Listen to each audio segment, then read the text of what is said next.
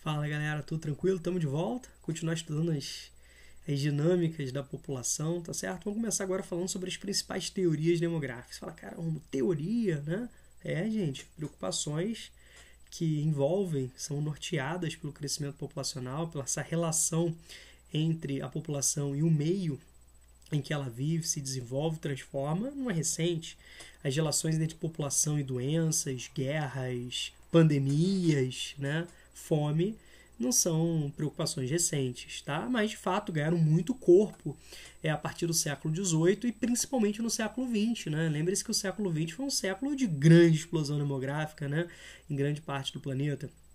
Vimos isso na introdução, no final do século XIX, nós tínhamos uma população que girava em torno ali de 1 bilhão e 600 milhões. Então, repare, no final do século XIX, olha o tempo que demorou para que o planeta tivesse uma população humana de 1 bilhão de pessoas, tá bom? E no final do século XX, nós tivemos um pouco mais, né, de 6 bilhões de pessoas, tá? Algo próximo a 6 bilhões e 100 milhões de pessoas.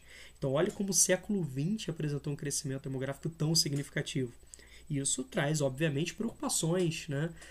Isso despertou a produção, o desenvolvimento, né, a proposta de novas teorias demográficas, algumas inclusive sem nenhum tipo de fundamentação científica, mas que serviu de orientação pública. E você fala, caraca, Romulo, como assim? Se você tem uma proposta teórica, né, que não tem sustentação científica, ela é utilizada como política pública, isso é extremamente nocivo, principalmente para uma parcela, a maior parte da população, sim, né? Porque são teorias que vão servir para um determinado propósito, para um determinado objetivo, principalmente pela elite que comanda, que coordena as políticas públicas e, consequentemente, favorecendo principalmente os países centrais. Mas isso a gente vai ver na sequência, né?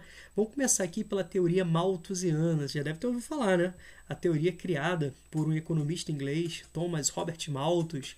Ele nasceu lá em 1776, momento tão importante, né?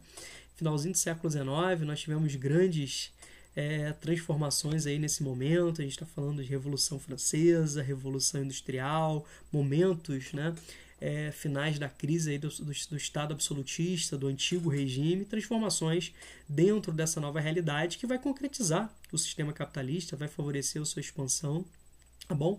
E ele morre em 1834. Aí você está falando, peraí, deixa eu só entender, você quer que eu decore isso? O cara nasceu em 1776 e morreu em 1834? Não, eu só quero que você entenda o momento que ele viveu, tá? Um momento assim muito especial, muito, né, cuja relevância a gente encontra até hoje no nosso dia a dia, nossa realidade política, nossa realidade social, nossa realidade econômica, né?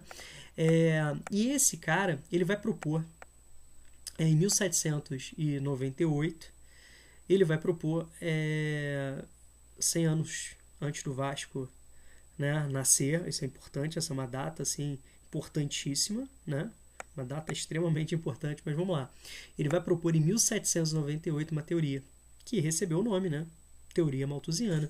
E é uma teoria catastrófica, tá?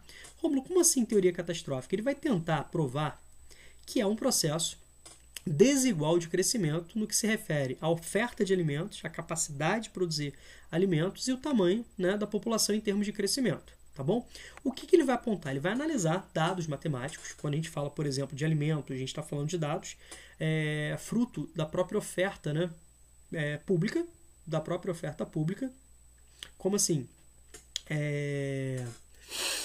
Dados, né, que são utilizados inclusive para cobrança de impostos, né, para entender essa economia. A gente pode perceber que desde o início a contabilidade das civilizações, a contabilidade dos estados, né, a partir dos seus órgãos, né, governamentais, são importantíssimos, né, para manter a economia, tá certo? E ao mesmo tempo o crescimento da população.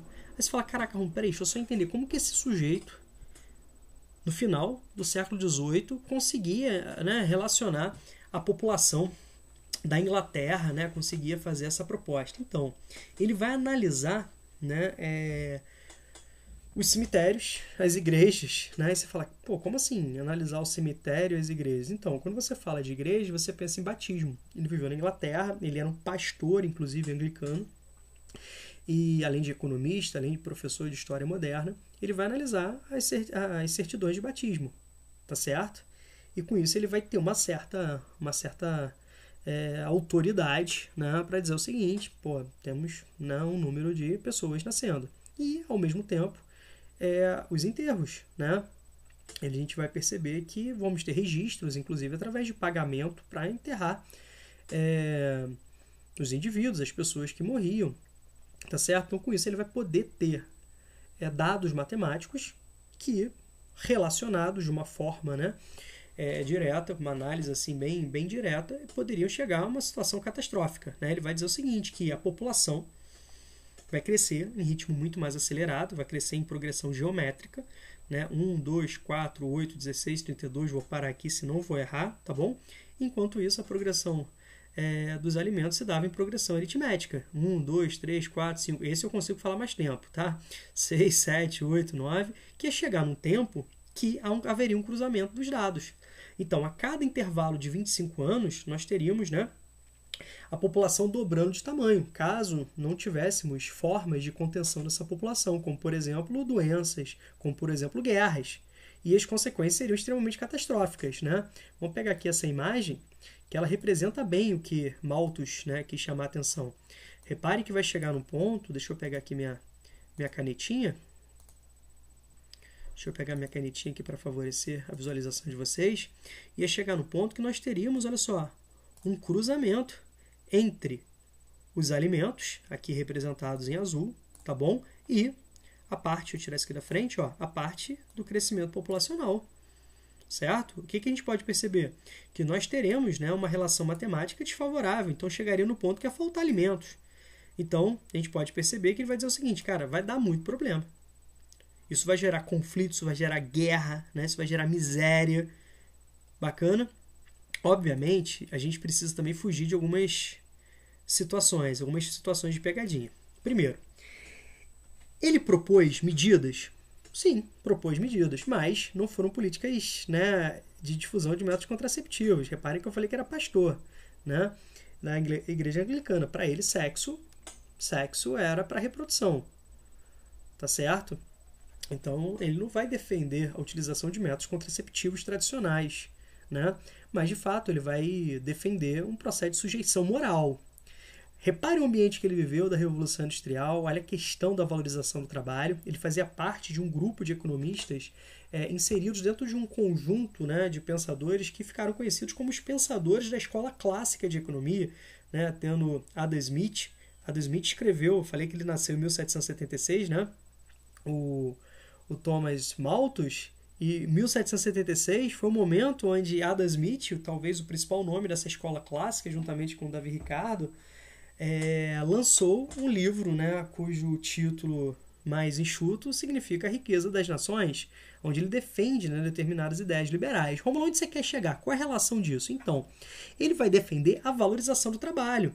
Lembre-se que durante séculos, né, trabalho era algo assim execrável pela elite política e econômica, uma vez que o trabalho era relacionado a servo, o trabalho era relacionado, né, a escravo, o trabalho era relacionado a determinadas formas, né, socialmente rebaixadas, né, durante muitos séculos, cada um no seu local, né, cada espaço utilizando a sua expressão, seu modo de produção próprio, né, mas de fato durante muitos séculos o trabalho não era algo muito, né, valorizado em termos de inserção social. E era preciso, então, valorizar o trabalho. Obviamente, dentro do envolvimento, né, do entendimento capitalista, é o trabalho que gera riqueza. Obviamente que essa riqueza produzida ela é apropriada pelos donos dos meios de produção, certo? A grande parte dessa riqueza não retorna para o trabalhador na forma de salário. É isso que eles chamaram de mais-valia, né? Mas, voltando para cá, ele vai defender, por exemplo, como forma de sujeição moral, esse entendimento das condições sociais. Por exemplo, você tem terra? Você tem riqueza? Você tem fábricas? Você tem condições de sustentar filhos? Não, né? Então você vai perceber que essa desigualdade, né, gritante aí que se apresentava servia inclusive de justificativa. Segundo ponto, ele vai valorizar o trabalho. Trabalhe, né? Qual a relação do trabalho? Primeiro, quanto mais tempo você trabalha, quanto mais tempo você se dedica ao trabalho, menos tempo você pensa em outra coisa. Segundo, né? Quanto mais horas trabalhadas, maior o esforço físico, maior o cansaço físico e emocional, menor o libido. Então você pensa, né, menos em namorar, tá certo? Ele vai propor essas situações, né, essas propostas aí, tá? Mas vamos chegar aonde interessa. Rômulo, essa teoria se concretizou? Não, não se concretizou. Ela chegou próxima a se concretizar? Não. Em nenhum momento da história? Não. Você fala, caraca, como? Ele estava errado, ele fez conta errada, ele não usou, né?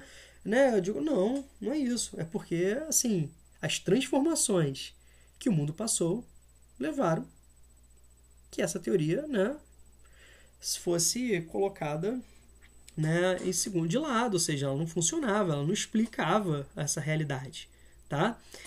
Por que isso? Porque, na verdade, pensa comigo, o campo vai se modernizar, o domínio do homem sobre a natureza vai ampliar, a capacidade produtiva do homem no campo vai aumentar.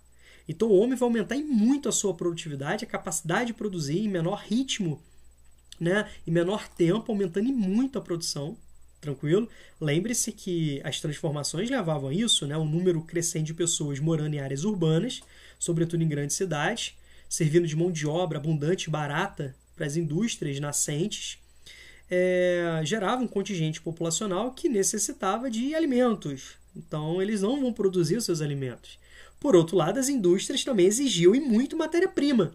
Então, o campo vai se modernizar para atender em matéria-prima, em abundância, em diversidade, essas indústrias, e ao mesmo tempo para atender os interesses comerciais. É um momento também onde você tem um grande dinamismo aí do comércio, tá certo? Então, nunca a produção de alimentos foi inferior, né, à necessidade do número de pessoas. Mas, Rômulo, assim, só para entender, só uma situação. E a fome no mundo? Você disse em aulas passadas, né, dentro desse módulo, que quase 1 bilhão de pessoas levantam todos os dias hoje sem saber se vai comer. Então, não é por culpa da oferta de alimentos, mas é pela lógica, né, do mercado. Ou seja, nem todos têm condições econômicas de conseguir seu alimento. Em momentos de alta do preço dos alimentos, isso exclui ainda mais, isso aumenta ainda mais a fome, isso amplia ainda mais o problema da insegurança alimentar. Pessoas vão morrer de fome, né, de uma forma crescente. Isso tem a ver com a desigualdade, com a dificuldade de acesso aos alimentos, né, ao desperdício da sociedade de consumo, a uma produção agrícola para atender os grandes interesses empresariais, sobretudo de monocultura e de exportação, né, para satisfazer as grandes empresas transnacionais, mas não é por culpa da falta de alimentos no mundo. Tá? Isso que tem que deixar claro. Isso tem que deixar claro. Isso aí não é por falta de pessoas necessitadas, né? Pelo contrário, nada disso, né? A evolução do sistema capitalista, sobretudo nessa nova roupagem da globalização, aprofundou as desigualdades. Então vai ser um modelo que vai favorecer um pequeno número de pessoas, um pequeno número de empresas, um pequeno número de países, e ao mesmo tempo, como resultado, um aumento da fome. Tá? Tranquilo? Mas vai chegar um determinado momento que essa teoria de previsões catastróficas vai ser resgatada. É o que nós vamos chamar de teoria neo-malthusiana, mas isso a gente vai estudar depois, tá bom? A gente vai estudar na sequência aí. Espero que vocês tenham entendido, né, a teoria malthusiana, suas propostas, né, o porquê que ela nunca chegou, né, a ser, né, essa catástrofe chegou a ser uma realidade matemática, tá bom? Espero que vocês tenham entendido aqui, ó, a interpretação desse esqueminha gráfico que representa justamente a teoria malthusiana. É muito comum que gráficos como esse, né, apareçam nas questões e você vai ter a necessidade de interpretá-los, tá bom? Aqui, grande abraço para vocês, tá? Até daqui a pouco, teoria neo-malthusiana chegando, daqui a pouco a gente fala sobre ela.